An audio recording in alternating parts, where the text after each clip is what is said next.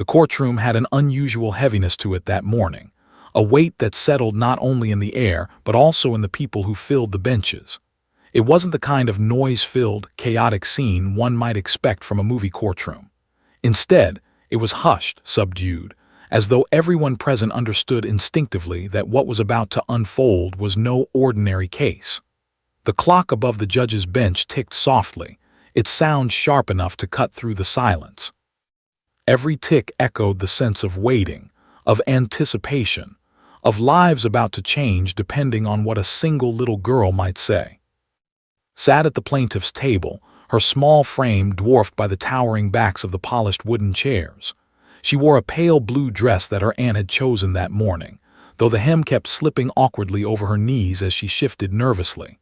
Her sneakers peeked out from beneath the chair, scuffed from playground dirt, a quiet reminder that she was still just a child. Yet today, she was not here to play. Today, she carried the burden of truth in a room full of adults trained to question it. Her attorney, a woman named Ms. Carter, leaned down every so often, whispering words of reassurance that only half heard. The girl's eyes darted toward the opposing side, where the defense team sat with their stiff suits and cold expressions. Every shuffle of papers and click of a pen made her flinch. She gripped the edge of the table as though it might anchor her to the ground, her knuckles white with strain. The judge entered and all rose to their feet. His black robe flowed as he took his seat, his presence both commanding and weary. He was a man who had seen hundreds of cases pass through his courtroom, fraud, theft, disputes over money, but this one was different. A child's testimony was at the heart of it, and everyone knew children could falter under pressure. Some even doubted whether children should be trusted to carry so much responsibility. The judge's eyes fell briefly on, and for a moment his stern face softened. He gave a small nod, almost imperceptible, as if telling her she was not invisible. His heart pounded so loudly she wondered if others could hear it. She felt the room watching her, weighing her. Behind her the benches were crowded with townspeople, some curious, some judgmental, others simply sympathetic. A few whispered, their voices low but piercing in ears. She thought of her mother's face, gentle, encouraging, before remembering she wasn't here today. Custody battles had split the family apart, and this courtroom was the stage on which truth and lies collided. When the trial officially began, the attorneys' voices filled the room. The defense was calm, rehearsed, and full of confidence. They spoke about credibility, about memory, about how fragile and unreliable children's minds could be. Imagination often overtakes reality at this age, one attorney said, his tone almost dismissive, as though very existence was nothing but a child's scribble on paper. Laughter flickered faintly in his voice, though no one actually laughed. It was a dangerous tactic, painting the girl as nothing more than a storyteller. Shrank deeper into her chair. She wished she could disappear into the wood grain of the table, slip away through the cracks in the floor. But she couldn't. The truth she carried inside her was heavy, and though she wanted desperately to let someone else hold it, today it was hers alone. She remembered mornings before the trial began when she would wake up in her aunt's guest room. The air there smelled faintly of lavender and sunlight streamed through thin curtains. Her aunt would braid her hair and remind her, "All you have to do is tell the truth. That's all. Just tell the truth." Would nod, but deep inside she wondered if the truth would be enough. Would anyone believe her, or would the sharp-tongued attorneys twist her words until they lost all meaning? Back in the courtroom, the judge called for testimony to begin. His name was spoken aloud and her chest tightened. She rose slowly, each step toward the witness stand feeling heavier than the last. The bailiff guided her with a firm hand, his expression kind but impersonal, as though he'd escorted countless witnesses before. Still, felt as though every eye in the room burned into her skin. The oath was recited. Her voice cracked as she promised to tell the truth, the whole truth and nothing but the truth. The words hung in the air like fragile glass, ready to shatter under the weight of cross-examination. She sat down, legs dangling above the floor, her feet unable to touch the ground. From this perch, the world looked even bigger, scarier, and more unforgiving. The first questions were gentle, asked by her own attorney. Can you tell us your full name? How old are you? Simple questions meant to ease her into speaking. She answered them quietly, her words barely carrying across the microphone. Ms. Carter gave her an encouraging smile and felt a flicker of courage. But the defense attorney was watching, his pen tapping on the table, ready to pounce on any slip. As the questioning shifted toward more serious matters, throat tightened. Her voice grew softer, her words halting. The defense attorney rose, his presence tall and imposing, and he began his cross-examination. You said this happened on a Saturday. Are you sure it was Sunday? His tone was polite but sharp, the kind of voice that sliced without raising volume. Blinked, trying to remember, second-guessing herself even though she was certain. She stammered an answer, and he raised an eyebrow, smirking slightly as though her hesitation proved his point. The jury exchanged looks, some sympathetic, others doubtful. A child's uncertainty was expected, but in this context it became ammunition for those who wanted her words dismissed. Palms sweated as she rubbed them against her dress. The courtroom lights felt blinding, the silence suffocating. At the plaintiff's table, Ms. Carter noticed spiraling fear. She leaned forward, ready to object if needed, but she also knew truth had to come from her own mouth. Still, she felt the tension tightening like a rope ready to snap. She glanced at the judge, who shifted slightly in his seat, clearly aware of the child's distress. Tried to focus, but her mind drifted. She thought about Max, her golden retriever, waiting outside with her aunt. Max had been her rock for months, the one steady presence who didn't ask questions, didn't judge, and didn't doubt. His soft fur, his steady breathing, the way he leaned against her whenever she cried, it all gave her strength. But here in this cold room, she had nothing to hold on to, no anchor to steady her. Her small voice trembled again as another question cut through the silence. The defense attorney pressed, twisting timelines, suggesting contradictions, making her story seem fragile. His eyes darted to Ms. Carter, silently pleading for help. Her attorney gave a reassuring nod, but knew she had to stand on her own, at least for now. The room seemed to grow colder. Even the sound of the clock ticking felt louder, mocking her hesitation. Somewhere in the back row, someone coughed, and the sound startled her. She gripped the armrest tightly, wishing Max could be at her side. It was only the beginning, but already the atmosphere was clear. His testimony was going to be a battle. The courtroom, the lawyers, the jury, all of them were waiting to see if this little girl's voice could rise above the doubt. And though she sat small and fragile in the wooden witness stand, there was something in her eyes that hinted at the courage she hadn't yet found. This was only the setting, the first few minutes of what promised to be a long and grueling trial, but already every person in the room felt the gravity. This was not just a child speaking, this was truth on trial. The first few minutes of testimony had been fragile but manageable, had answered the simple questions, her name, her age, where she lived. Those were safe places for her mind to linger, facts she could cling to without fear. But when the defense attorney rose again, something shifted. The air seemed sharper, like invisible thorns pressing against her skin. His shoes clicked deliberately against the polished floor as he walked toward the witness stand. He didn't rush. He didn't need to. His very confidence carried weight, the kind that made jurors lean forward and scribble notes before he had even spoken. His name was Mr. Harlan, and he had built his reputation on dismantling stories, thread by thread, until nothing remained but doubt.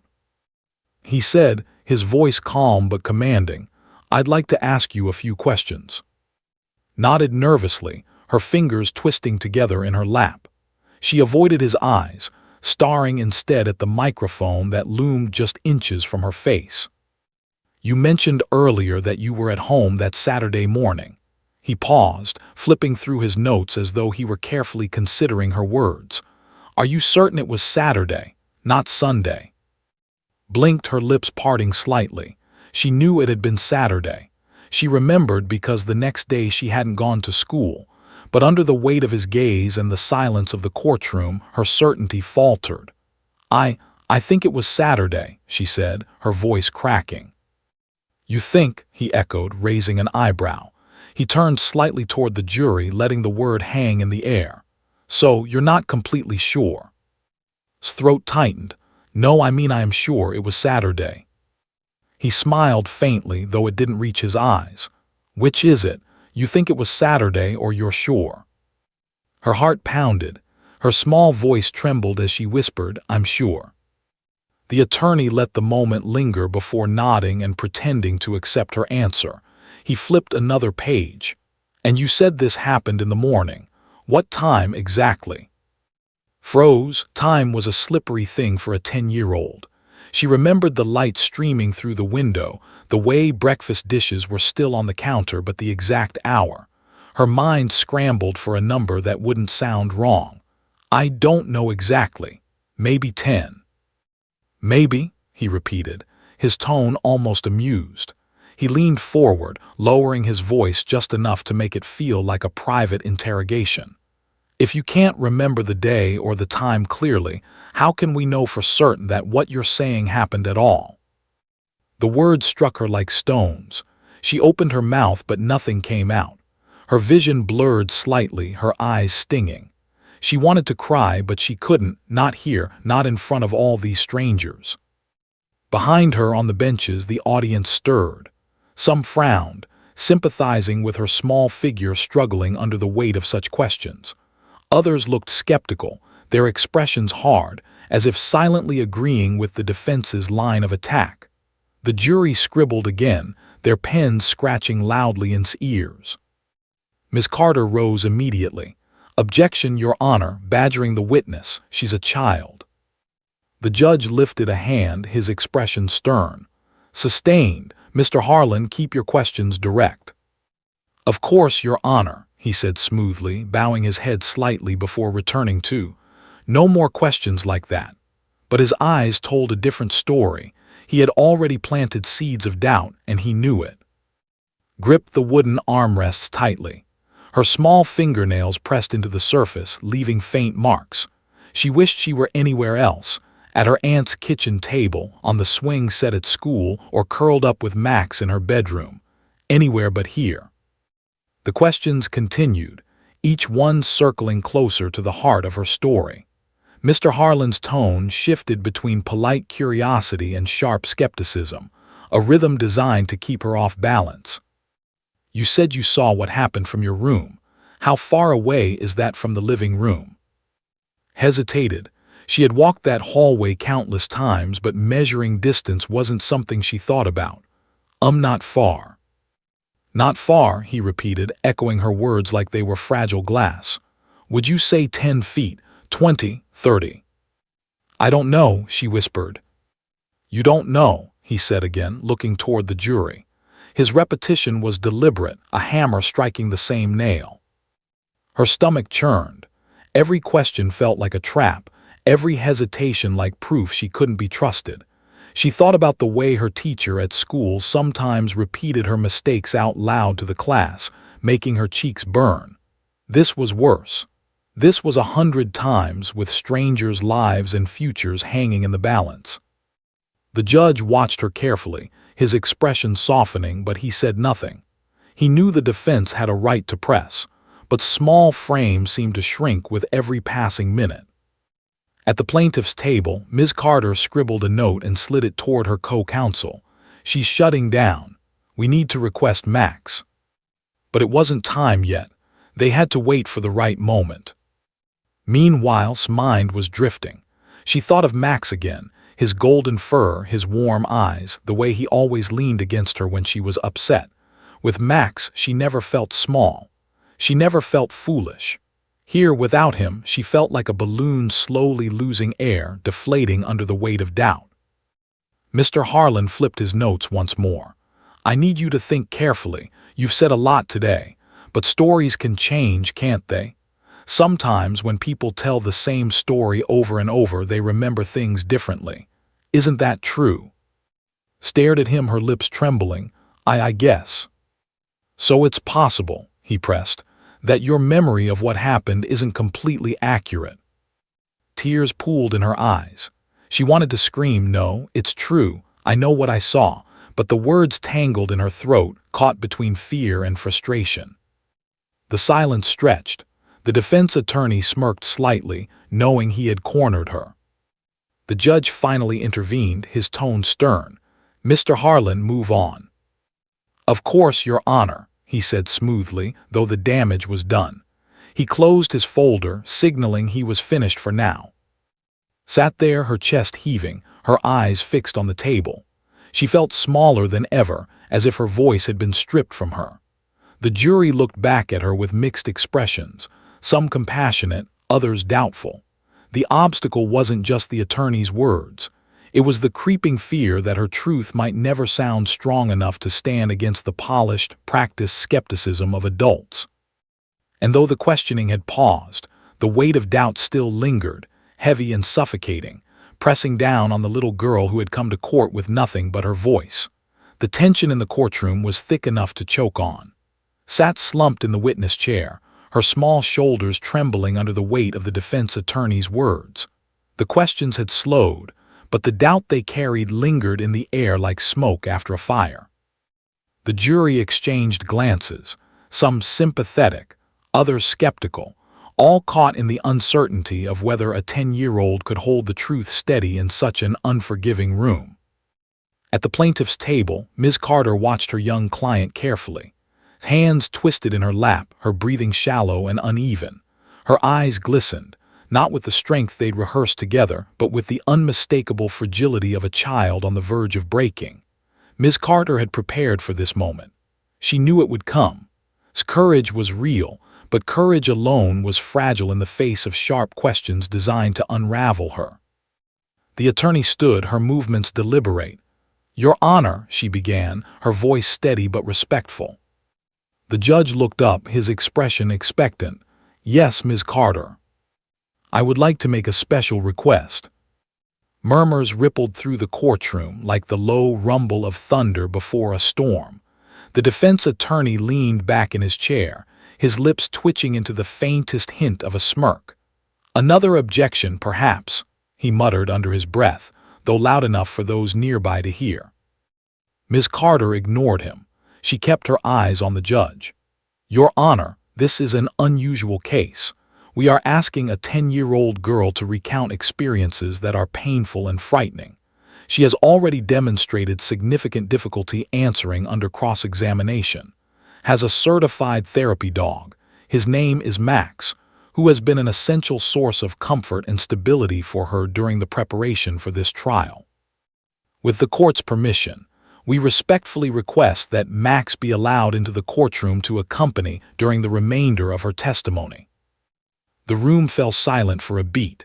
A therapy dog, in the courtroom. It wasn't unheard of, but it wasn't common either. The judge leaned back in his chair, his hands folding over the desk as he considered the request. His eyes shifted to, who sat hunched in her chair, her gaze fixed on her lap. He had seen countless witnesses, adults hardened by crime, officers confident in their words, experts eager to display knowledge. But this was different. This was a child who looked like she was carrying more than her small frame was meant to hold. Before the judge could respond, Mr. Harlan rose smoothly from his chair. "Your Honor," he said, his tone oozing formality, "with all due respect, I must object. This is a courtroom, not a therapy session. Allowing a dog into these proceedings would set a precedent that undermines the seriousness of this institution. The jury may even be unduly influenced by the presence of a dog, particularly one belonging to the witness. Their sympathy could outweigh their judgment." He turned toward the jury as he spoke, planting the seeds of doubt deliberately. Ms. Carter stepped forward immediately. "Your Honor, this is not about theatrics. This is about enabling a child witness to give clear and honest testimony. Max is not a distraction. He is a stabilizer. If cannot find her voice without him, then this court will never hear the full truth. Surely the truth is worth accommodating." The judge raised a hand, silencing the exchange. He leaned forward, his eyes sweeping over both attorneys before landing once more on. She sat motionless, her small hands clenched tightly together. For a moment he studied her face, the pale cheeks, the trembling lips, the way her chest rose and fell with shallow breaths. Finally, he exhaled slowly. The court will allow it. A ripple of surprise moved through the room. A few people in the gallery whispered, while others shifted in their seats, unsure what to make of the decision. Mr. Harlan pressed his lips together but didn't object further. He knew pushing against the judge's ruling now would only make him look heartless. The bailiff was instructed to open the side door, and within moments, the sound of nails clicking softly against the tile echoed through the chamber. Then he appeared, Max, the golden retriever with his calm stride and gentle eyes. His coat gleamed in the courtroom lights. His ears perked attentively as he scanned the unfamiliar room. He wore a simple vest that marked him as a therapy dog, but it was his demeanor, not his attire, that caught everyone's attention. His head snapped up the moment she heard him. Her eyes widened, her lips parting in a silent gasp. She straightened in her chair, as though invisible strings had lifted her from the weight that had pinned her down. "Max," she whispered, the word barely audible but filled with relief. The retriever moved forward without hesitation, guided gently by his aunt, who had been waiting just outside. As soon as Max reached the witness stand, he lowered himself gracefully beside, curling his body close to her chair. He rested his chin across her shoes, his eyes half closed, his breathing steady and calm. The effect was immediate. His trembling slowed. Her hands, which had been clenched tightly together, loosened as she reached down to stroke the soft fur at his neck. The room, which had moments before been tense with skepticism, now softened in a way that no one could quite explain. Even the jury, tasked with impartiality, couldn't help but notice the transformation. A few members shifted forward, watching the little girl regain composure in the presence of her four-legged companion. Mr. Harlan adjusted his tie uncomfortably, realizing that the sight of the dog had done what his questions could not. It had given strength. The judge cleared his throat, reclaiming order. "The court will remind everyone present that this allowance is not for show, but for the welfare of the witness. The jury is instructed to weigh testimony as usual, without undue influence from the presence of the animal." Still, the atmosphere in the courtroom had changed. Where there had been fragility, there was now something steadier. His hand moved rhythmically through Max's fur, and though she hadn't spoken yet, the shift in her posture spoke volumes. Her attorney approached gently. "Are you ready to continue?" The girl looked up. For the first time since the testimony began, her eyes held a flicker of light. She nodded softly, her fingers never leaving Max's side. The courtroom leaned in, collectively aware that something significant had just unfolded. It wasn't just the introduction of a dog, it was the introduction of hope. This obstacle had been her fear, her silence, her fragility under pressure. But now, with Max at her side, the story was ready to move forward in a way no one could have predicted. And though the trial was far from over, one thing had become clear to everyone in that room. The little girl was not standing alone anymore. The moment Max curled against shoes, the energy in the courtroom shifted. It wasn't loud, it wasn't dramatic. There were no gasps, no applause, but the shift was undeniable. Something about the quiet steadiness of the golden retriever seemed to dissolve the heaviness that had been pressing down on the little girl. His hands, which had been trembling almost constantly since she took the stand, moved instinctively toward the dog's soft fur. She buried her fingers in the thick golden coat, stroking gently, her breathing falling into rhythm with the steady rise and fall of Max's chest. For the first time since she had entered the witness box, her body stopped shaking. Her back straightened, her chin lifted ever so slightly, and she looked less like a child cornered in a cage and more like a young girl beginning to reclaim her place in the world. The jury noticed. They had been leaning forward all morning, squinting to catch her words, straining to hear the shaky answers that barely made it past her lips. Now they sat back, watching as her voice returned, not strong, not booming, but clearer, steadier, like a thread that had been knotted and was now slowly unraveling itself with grace. Her attorney, Ms. Carter, caught the change immediately. She softened her tone, careful not to overwhelm the fragile calm that Max had brought. She said, her voice gentle, "Can you tell us what you were doing that morning?" Hesitated only a moment, her hand still resting on Max's fur. Then she spoke. "I was in my room. I was reading." Her voice wavered slightly, but it was audible, carried to the far corners of the courtroom microphone without collapsing into a whisper. Encouraged, Ms. Carter continued, "And what happened after that?" Glanced down at Max, who lifted his head just enough to look up at her, his amber eyes steady, patient, unhurried. He didn't demand her words. He simply offered presence, stroked him again, and then looked back up at the judge. "I heard noises, loud ones, so I went to the door to see." The defense attorney scribbled something in his notes, no doubt preparing his counterattack. But even he couldn't ignore the subtle power of the moment. The child who had been falling apart minutes earlier was now speaking in sentences, hesitant, yes, but sentences nonetheless. The gallery, packed with townspeople who had come to see what some considered a sensational case, was unusually quiet. There were no coughs, no restless movements, just rows of people watching a girl and her dog rewrite the atmosphere of an entire courtroom. Aunt sat at the back, her hands clasped tightly together in prayer-like hope. She had fought hard to have Max certified as a therapy dog, to ensure that had at least one anchor in the storm her life had become. Watching the transformation unfold now, she felt her own chest unclench for the first time in months.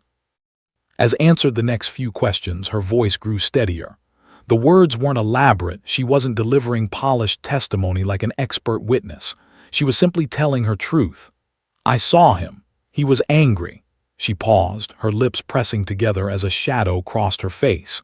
Her hand tensed in Max's fur, and instantly the retriever shifted, pressing his body closer to her leg. Shoulders dropped. She exhaled slowly, grounding herself in his presence. Then she continued, "He was shouting. I got scared, so I stayed in my room, but I could still hear everything." The jury members wrote quickly, their pens scratching like whispers across paper. This time, though, they weren't squinting at a fragile, frightened child. They were observing a witness who was finding her footing with each word. The judge watched too, his stern face unreadable, but his eyes softened as they flicked between the child and the dog. He had allowed Max into the courtroom reluctantly, uncertain if it would make a real difference. Now he saw plainly what was unfolding. Without the animal, the testimony might have collapsed. With him, the truth was emerging, piece by fragile piece. Mr. Harlan, the defense attorney, shifted in his seat, visibly uneasy. He had built his career on rattling witnesses, on cracking open doubt like an egg. But this was something he hadn't prepared for. He could raise his voice, sharpen his tone, pile on technicalities, but none of those tactics could break the unspoken bond between a girl and her dog. Every time faltered, Max filled the silence with his steady presence, and somehow it was enough to pull her back. At one point, his voice wavered again, her words catching on the memory of something painful. She froze, her eyes darting toward the attorney as if she couldn't go on. The room held its breath. Then she glanced down at Max. He shifted his paw slightly, touching her shoe with the gentlest pressure, let out a shaky sigh, and continued her sentence. It was subtle, so subtle that some might have missed it. But for those watching closely, it was impossible not to see the magic of it. A dog giving courage in a language that had no words. One juror, an older woman with silver hair, blinked back tears. She had been skeptical at first. Dogs in courtrooms seemed more like drama than justice. But the moment's hand tightened on Max and her voice steadied. The juror knew this was no trick. This was real. Ms. Carter, recognizing the strength returning to her client, began asking more pointed questions, gently guiding deeper into her testimony. Answered as best she could. Sometimes she stumbled, sometimes her words dissolved into halting fragments, but each time Max was there. He didn't bark, didn't move suddenly, didn't distract. He simply existed, his presence an unbreakable tether between fear and courage. By the time Ms. Carter paused, the transformation was undeniable, sat taller in her chair. Her hands no longer trembled. Her voice, though soft, carried conviction. She was still a child, nervous, small, fragile, but she was no longer voiceless. The gallery shifted slightly, the weight of what they were witnessing sinking in. This wasn't just a girl testifying. This was a girl surviving the crucible of doubt because a loyal dog had given her permission to breathe.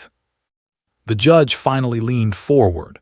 "We will take a brief recess," he announced, his voice steady. The gavel struck once, echoing through the chamber. As people rose, filing out of the courtroom, remained seated for a moment. She bent down, wrapping her arms around Max's neck. She didn't cry. She didn't collapse. She simply held him, her forehead resting against his golden fur, drawing in the quiet strength that had carried her through the most difficult part of the day. In that embrace, there was no jury, no attorneys, no judge. Just a girl and her dog, bound by something unshakable. And though the trial was far from over, everyone who had witnessed the transformation carried the same thought as they stepped into the hallway. The connection between and Max wasn't just remarkable, it was unstoppable. The courtroom resumed after recess with an energy both sharper and heavier than before. The gallery filed back into the benches, whispering quietly, speculating about what would happen next. The jury returned with notebooks in hand, their eyes fixed on the little girl in the witness stand. Sat now, her hand resting lightly on Max's back as though it had always belonged there. He lay curled at her feet, head lifted slightly, his eyes open, ever alert to her. Ms. Carter gave her client a reassuring smile as she rose to continue. She knew the reprieve had steadied, but she also knew what was coming next. The hardest questions, the most painful recollections, the memories wished she could bury forever. The truth was there inside the girl. It had always been there. But truth that carried pain was harder to release than truth about days or times. Ms. Carter began softly, "I need to ask you something important now. You've done very well so far, and I know this is difficult, but can you tell us what happened that made you afraid that day?" Lips parted, but no sound came out. Her small hand, which had been moving rhythmically across Max's fur, froze mid-stroke. Her eyes widened, staring at some invisible image that only she could see. The room went silent. The defense attorney leaned back in his chair, watching like a predator waiting for its prey to stumble. He had no need to interrupt. He knew the memory itself would trap her. The jury shifted uneasily, sensing the weight of the moment. Even the judge seemed to lean forward slightly, his gavel resting motionless. Swallowed hard, her throat dry. Her eyes darted toward the gallery where her aunt sat, lips pressed tightly together, willing strength across the room. Then's gaze dropped to her lap. Her shoulders hunched. She wanted to speak, but the words felt caught in her chest, trapped behind walls of fear and shame. Max stirred beneath her hand, sensing the shift, but didn't move. The silence stretched. Seconds ticked into half a minute. The clock on the wall marked the passing time with merciless precision, each tick amplifying the pressure pressing down on her. She knew every person in the room was watching, waiting, weighing her silence against their doubts. Her breathing grew shallow, uneven. Tears stung her eyes, but she refused to let them fall. She wanted to be strong. She wanted them to believe her. But when she opened her mouth, no words came. Only a faint whimper of air escaped. The defense attorney smirked, leaning closer to his notes, already preparing to seize the silence as proof of her unreliability. And then in the smallest, simplest movement, did something no one expected. She lifted her hand, not toward her attorney, not toward the judge, not toward the jury, but toward Max. She motioned slightly with her fingers, almost as if signaling to him in a language only they shared. Her touch brushed the air, not quite reaching his head, just hovering, trembling like a plea too fragile to voice. The courtroom froze. All eyes shifted to the dog. Would he move? Would he understand? Was this rehearsed, a trick, a performance? Max's ears twitched. Slowly, deliberately, he lifted his head higher, his eyes locking onto his face. For a moment he didn't move further. He simply looked at her, reading her in a way only he could. Then, with a quiet grace that needed no command, he shifted his body closer. He pressed his shoulder against her shin and placed one paw gently across her lap. The sound of fabric rustling beneath his weight was the only noise in the room. Inhaled sharply. The motion broke something inside her, not her strength, but her paralysis. Tears slid down her cheeks as she pressed her hand to Max's head, clutching him as if he were the anchor she had been reaching for all along. The room held its breath. The jury, the gallery, even the judge seemed momentarily caught in the silent exchange. It wasn't theatrical. It wasn't staged. It was raw and real. A child motioning for her dog in her darkest moment, and the dog responding with a gesture of loyalty so simple it shook the air. Ms. Carter's throat tightened, though she kept her voice steady. "You're safe, take your time." Nodded faintly, her fingers gripping Max's fur. She sniffled, wiped her cheek, and when she looked back up, there was something different in her eyes. She was still scared, of course she was, but the crushing weight of silence had been lifted by the touch of a paw. The defense attorney shifted in his chair, his smirk fading. He glanced nervously at the jury, noticing the way several members leaned forward, their faces softened by what they had just witnessed. Sympathy was no longer abstract, it was visceral. Lips parted again, and this time her voice came. It was shaky, halting, but it came. He was yelling, really loud, and then he heard her. Her words trembled, but they were words nonetheless, words that painted truth in the air. The jury scribbled furiously. Ms. Carter gave a small nod, her eyes glistening. The judge adjusted his glasses, his face unreadable but his silence heavy with respect. Max didn't move. His paw remained on his lap, his body pressed against her leg, as if reminding her with every heartbeat, "You're not alone." The gallery seemed to collectively exhale, the sound faint but audible. They had just witnessed something remarkable, not a clever piece of law, not a dramatic cross-examination, but the simplest act of connection between a child and her dog. And though the trial had many twists yet to come, this moment, this quiet, almost invisible motion, would stay with every person in that room. For it wasn't the attorney's arguments or the judge's rulings that silenced the courtroom. It was a girl's small hand reaching toward her dog and the dog's unwavering answer. In that instant, the balance of the trial shifted, not fully, not finally, but undeniably. The truth had begun to find its voice. For a long, suspended moment, the only sound in the courtroom was quiet breathing and the faint rustle of Max's paw as it settled across her lap. It wasn't a dramatic noise. It wasn't grand or thunderous. But somehow, that simple motion carried more weight than any shouted objection or echoing gavel could ever hold. The jurors sat in absolute silence. Pens hovered above notepads, forgotten. One man, who had been diligently scribbling every detail since the trial began, simply stopped mid-sentence, staring with wide, unblinking eyes at the child and her dog. The judge, who had presided over hundreds of cases across decades, leaned back in his chair, his hand sliding unconsciously across his chin. He was not easily moved. The bench had hardened him against theatrics, against tricks designed to sway emotions. But even he could not deny the authenticity of what he had just seen. It hadn't been staged. It hadn't been rehearsed. A child had reached for help in the quietest way she knew how, and her dog had answered with a loyalty that spoke louder than any human voice could. His aunt, sitting in the back row, pressed a trembling hand against her mouth to stifle a sob. She had watched shut down countless times since that awful day. She had seen her niece shrink into herself, unable to speak, unable to lift her head. Yet here, in this sterile courtroom filled with strangers and skeptics, had found a way to keep going, not because of the law, not because of strategy, but because Max had reminded her she wasn't alone. The defense attorney shifted in his seat, visibly rattled. He adjusted his tie, cleared his throat and tried to compose himself, but his confidence faltered. He had planned to argue that silence proved her unreliability. He had prepared to say that her pauses, her hesitations, made her testimony too fragile to trust. But now every juror had witnessed the opposite. They had seen fear overcome, not by an attorney's coaching, but by the simplest proof of courage, a dog offering his paw. Wiped her cheeks with the back of her hand, her fingers still clutching Max's fur.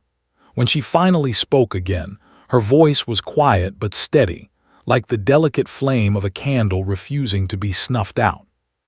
"He grabbed her," she whispered. "He was yelling, and then he pushed her so hard she fell." Her words painted the image, stark and raw.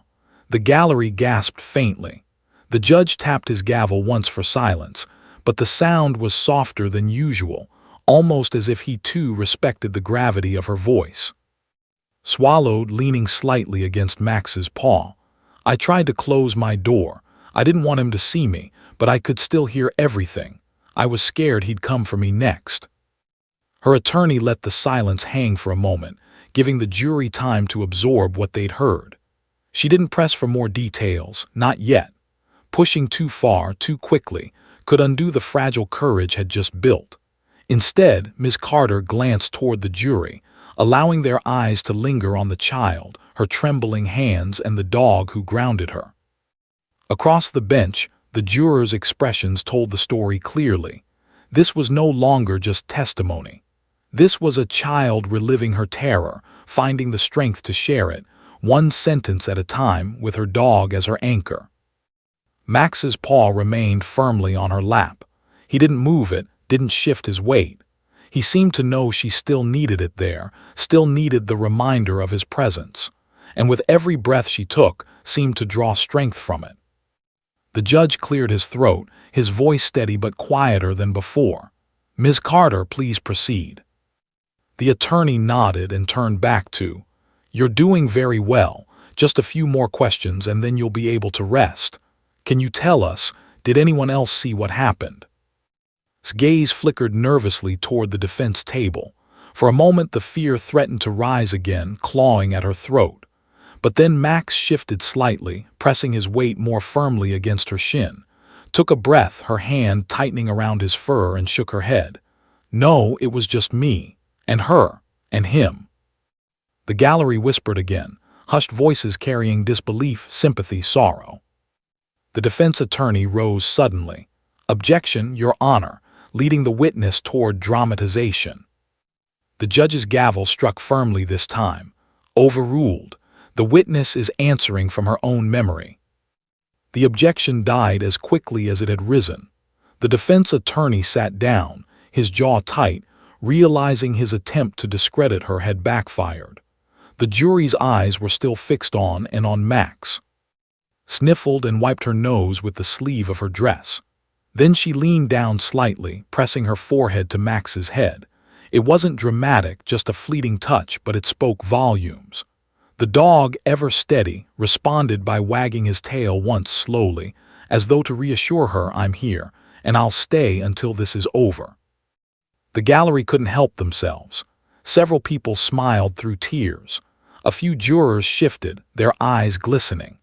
Even the bailiff at the side of the room, usually stoic and unmoved, blinked hard against the emotion swelling in the air. Raised her head again this time. "I didn't want to tell," she admitted.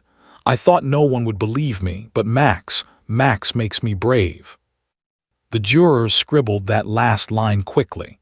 It wasn't legal evidence. It wasn't fact in the way a document or a recording might be. But it was truth, the kind of truth that lives in the marrow of human experience. For several seconds after she spoke, no one moved.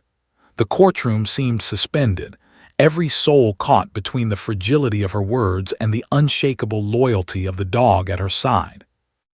And then, like a tide breaking, the judge exhaled, leaning forward slightly. "This court will recess again for 10 minutes, he said. His voice was calm, but his eyes betrayed something deeper, something that suggested even he needed a moment to recover from what he had just witnessed. The gavel struck once. The jurors filed out quietly, more subdued than when they had entered. The gallery buzzed faintly, whispers rippling across the rows. Words like courage and unbelievable and remarkable floated in the air. But didn't hear any of it. She didn't even notice the people rising to leave.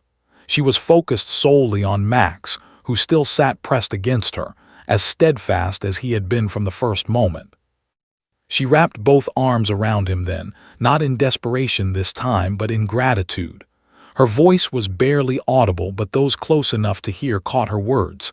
"Thank you, Max. You saved me." And though the trial was far from over, though questions and challenges still loomed ahead, everyone who had witnessed the moment of the pawn knew one thing with certainty. Something extraordinary had unfolded in that courtroom.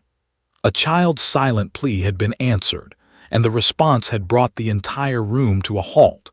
When the court reconvened after the brief recess, the atmosphere was markedly different.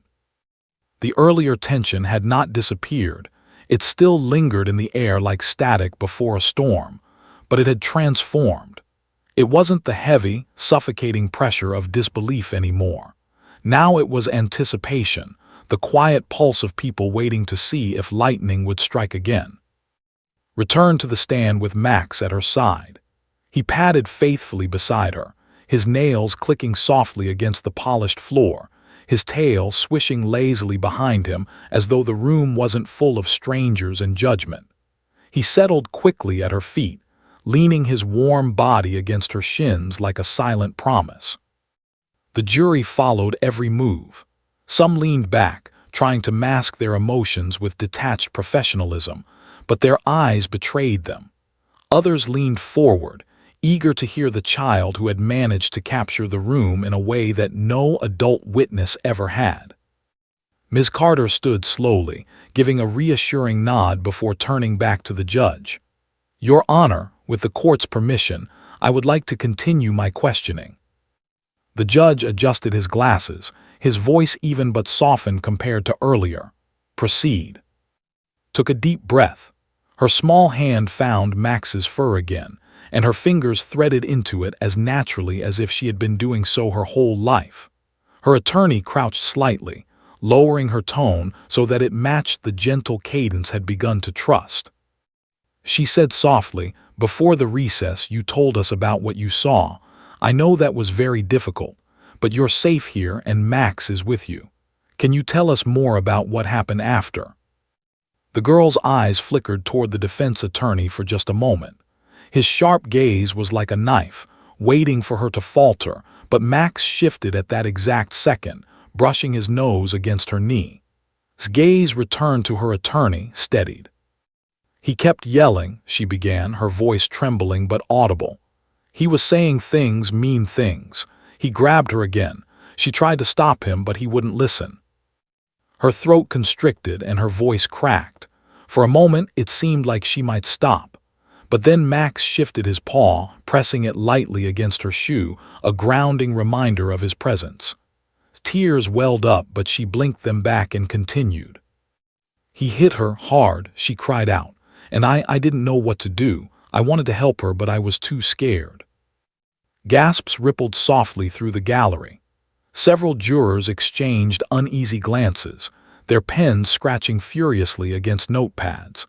What had seemed like hesitation minutes ago was now unfolding as a testimony filled with detail, raw and heartbreaking. Ms. Carter nodded gently, giving time to breathe before asking the next question. "And what did you do after that?" I hid," admitted, her chin trembling. "I went under my bed and held Max. He was barking at the door like he was trying to scare him away. I held on to him so tight. He made me feel like maybe I'd be okay." As she said those words, she bent down instinctively and kissed the top of Max's head. The gesture wasn't rehearsed. It wasn't for the jury or for show. It was the kind of gesture a child gives when she speaks her truth. The jury stilled. Even the most skeptical among them could see the sincerity in her eyes, the raw honesty that no adult could script. The defense attorney sprang to his feet. "Objection, Your Honor. The witness is attributing protective intent to the dog. That is speculation." The judge raised a hand but did not gavel. His gaze swept over who was still stroking Max with trembling hands. Then he looked at the attorney. Overruled. The court will allow the statement as testimony of the witness's perception. The objection crumbled, leaving the defense attorney visibly frustrated. Continued, her words flowing now like a slow but steady stream. He didn't stop until she was on the floor. Then he left. He just left. I stayed under the bed with Max until my aunt came. I didn't want to come out. I didn't want anyone to see me. Her voice cracked on the last word and a single tear slipped down her cheek. But she didn't collapse into silence. She didn't shut down. She stayed steady, her hand buried in Max's fur, her shoulders trembling but upright. The gallery shifted uneasily, the gravity of her words sinking in. Even the bailiff, stoic and unmoving for the entire trial, blinked rapidly as if holding back emotion. Ms. Carter let a moment of silence settle before she asked her final question. "Why are you telling us this today?" The courtroom waited, the question hanging heavy in the air. Looked down at Max, who gazed back at her with unwavering devotion. She swallowed, then lifted her eyes to the jury. "Because it's true," she said simply, "and Max helps me be brave enough to say it out loud." Her words rang through the courtroom with a clarity that needed no embellishment. For a moment, the entire room seemed to freeze, suspended between the fragility of a child's voice and the undeniable strength behind it. Then slowly the judge leaned forward. His tone was formal, but his expression betrayed a flicker of something deeper. "Thank you. You've shown remarkable courage." The gavel struck once. "The witness may step down." The jurors watched as slid carefully from the witness chair. She didn't rush. She didn't crumble. She moved with Max at her side, her hand resting lightly on his head as if they shared the same heartbeat. The gallery rose slightly in their seats, as though instinctively recognizing the significance of what they had just witnessed. It wasn't applause. It wasn't overt, but the hush that filled the room was more powerful than any ovation could have been. For the first time since the trial began, his aunt allowed herself to breathe fully. She closed her eyes briefly, whispering a silent prayer of gratitude, not just for the testimony but for Max, who had carried her niece through the fire. And though the trial was not yet over, though cross-examinations and arguments still loomed, one thing was certain. The breakthrough had come, had found her voice, and once spoken, truth could not be silenced. The courtroom was quiet when stepped down from the witness stand, Max padding faithfully at her side. Her small hand still rested lightly on his head, as if he carried a piece of her courage in his golden fur. The gallery remained motionless for a moment, processing what had just unfolded. This was no ordinary testimony. This was not just the retelling of events. This was courage made tangible, fragile yet undeniable, made stronger by a silent, loyal companion. The judge, who had presided over countless trials and endured the weight of human misdeeds and cruelty for decades, looked down from the bench. His eyes softened as they swept over Max, and over the silent audience who had witnessed a remarkable moment. Even seasoned officers, attorneys, and reporters seated in the room seemed to catch their breath, as if collectively acknowledging that this was history in miniature. A child defying fear, a dog offering unwavering support, and the law bearing witness to truth in its most vulnerable form. Ms. Carter gave a small, proud nod, her expression a mixture of relief and admiration. "You did very well," she said softly. "Max helped, didn't he?" Leaned down, pressing her forehead to Max's head once more. "He always helps," she whispered, her voice barely audible but full of conviction. The sound was enough to reach those sitting closest in the courtroom, leaving many with quiet, involuntary smiles. The jury remained in their seats, still processing. They had seen the frailty of childhood, the delicate hesitation of a voice finding its power, and the extraordinary way a therapy dog could bridge fear and truth. For some, the evidence wasn't merely the facts had recounted. It was the resilience she had displayed, aided by a creature who had patiently and silently taught her courage. The defense attorney sat rigidly, pen idle, jaw tight. He had planned to discredit, to argue her memory unreliable, to raise questions about bias and imagination. Yet here he sat, watching the child stand not as fragile evidence, but as a human being reclaiming authority over her own story. And Max, who had sat silently through hours of legal procedures, had done what no legal precedent could accomplish. He had grounded her enough to speak the truth clearly, concisely, and with undeniable authenticity.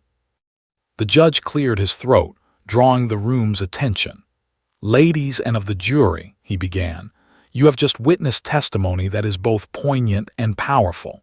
It is not your role to be swayed by emotion alone, but it is impossible to ignore the courage exhibited here. Remember that truth is often accompanied by human complexity, and the weight of what has been presented today is yours to consider carefully." The gallery shifted slightly in their seats, absorbing his words. Murmurs had started to ripple quietly, but were quickly stifled by the gravity of the moment. Aunt, seated near the back, pressed her hands together, her knuckles whitening. She had prayed countless nights that would be able to tell the truth. She had hoped her niece could rise above the fear that had haunted her since that awful day. Now she realized that not only had risen, she had soared. Herself sat back in the witness chair for a moment, her fingers still brushing Max's fur. She could feel the subtle trembling in her shoulders, the remnants of tension dissolving slowly. But alongside it was a strange, new sensation, pride. She had faced the most frightening moment of her young life and spoken her truth. The courtroom had not mocked her, nor had the adults dismissed her. They had listened. She had been heard. Ms. Carter approached the bench with a confident stride. "Your Honor, may we briefly address the jury regarding the impact of therapy animals in supporting child witnesses?" she asked, her voice calm but precise. The judge regarded her thoughtfully. "Proceed, but limit the discussion to factual context and precedent."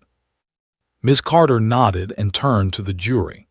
"Studies show that children testifying about traumatic events often experience intense stress that can impair their ability to recall and communicate. Therapy animals, when properly certified, provide a stabilizing influence that can help children overcome anxiety and provide more accurate testimony. Dog Max has been specifically trained to assist her in this way, which is why his presence here today allowed her to deliver testimony that otherwise might have been impossible." The jury listened carefully, taking notes. The courtroom, already charged with emotion, now understood the practical significance of what they had witnessed. Max had not been a prop or a distraction. He had been the conduit through which truth emerged. The defense attorney's lips pressed into a thin line, aware that this argument, though factual, also served as a subtle rebuke to the tactics he had attempted earlier. He had tried to discredit, but the undeniable reality of her courage, and the impact of Max's presence, could not be undermined with words alone. As the trial progressed through its final procedural matters, and Max remained inseparable, she would glance down at him before answering questions, and he would offer a reassuring nudge or a calm, steady presence. The audience watched the quiet partnership, understanding that this was not just a child speaking in court, but a symbiotic act of trust between a human and a dog. When the final arguments concluded, the jury was dismissed to deliberate. The courtroom emptied slowly, yet the memory of the child and her dog lingered. People whispered in hushed tones, exchanging stories of bravery and loyalty. Some spoke of Max, whose calm presence had transformed fear into courage. Others spoke of, whose voice had grown stronger, steadier, and braver than anyone could have expected. Outside the courthouse, Aunt knelt beside her niece. "You were amazing," she said, her voice trembling with emotion. Smiled softly, brushing Max's fur one last time. "I was brave because he helped me," she said simply. A reporter, lingering nearby, jotted notes furiously, recognizing that this story was not just about a trial. It was about courage, resilience, and the extraordinary ways humans and animals can support one another in moments of profound fear. Weeks later, when the jury returned, their verdict reflected not only the facts but the undeniable human impact of the testimony they had witnessed. His voice, once trembling, had now carried weight. Her story, supported by her loyal companion, had been heard, considered, and respected. In the aftermath, the courtroom felt the echoes of that morning long after the gavel fell. Lawyers, jurors, and spectators alike spoke quietly of the remarkable display of trust and bravery they had witnessed. Returned to her normal life, but she carried with her a newfound confidence. And Max remained by her side, a silent sentinel who had taught her that courage is not the absence of fear, but the presence of support when fear is overwhelming. Long after the trial, the story spread beyond the courtroom. News outlets shared accounts of the child who had motioned to her dog in court, and how the dog's response had transformed the testimony. People across the country marveled at the quiet, steadfast bond that had changed the course of a trial. It wasn't just a legal story. It was a human story, a story of trust, loyalty, and the extraordinary ways one life can impact another. In the end, learned that bravery could come in many forms. Sometimes it was the courage to speak, even when your voice trembled. Sometimes it was the courage to trust another being to help you carry the weight of your fear. And sometimes it was as simple and as profound as a small motion of a hand toward a dog who would never leave your side. The courtroom, the jury, the attorneys, and the spectators would never forget the morning a child motioned to her dog, and the response that brought the entire room to a halt.